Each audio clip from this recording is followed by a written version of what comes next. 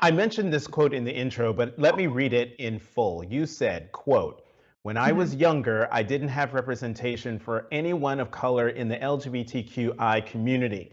Now I want to be the example. I want to show them that it's possible." Talk more Yes. about why that's so important to you. It's so important. I mean, I look back in a time where trans women weren't even just notified. I mean, even in a time now where, I feel like we have so many understandings, excuse me, so many understandings of the LGBTQAI community.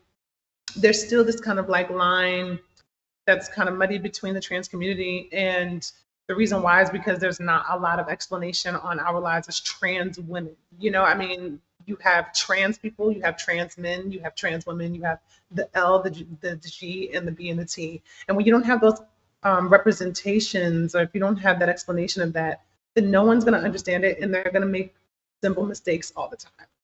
And that's what I want to alleviate. I want those mistakes to be alleviated. I want those questions that they've always had to be released. And simply watching the work that I do, and also people doing the work while watching my work or any other trans woman's work through crafts and creativity, to really be educated on that. I think that's why it's important. And since I didn't have that when I was younger, it created more space for people to make mistakes that didn't need to be made, right? And now we have a plethora of not only just women of color, but trans women of color explaining and showing the understandings of our lives, not just our struggle, with a show like Pose that gave a good example of what struggle looks like for the trans woman who doesn't have it and who has to survive.